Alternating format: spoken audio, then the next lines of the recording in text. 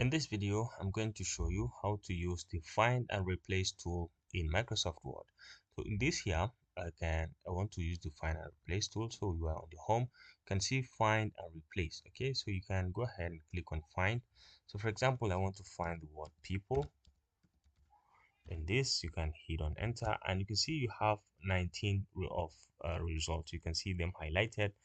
These are people within the document. Okay, so let's say I want to replace this with something like um, um, person. Instead of people, I want to replace with person. So I can go ahead and click on replace and it's going to pop up find what people and replace with what, let's say person. Okay, so once you hit on replace all, it's going to replace either one by one or replace all. So you can just say replace all. We made 5 replacements. Do you want to continue searching from the beginning? Yes. And then you can see all done. We made 19 replacements. So you can see over here. So you can see them if you want to check.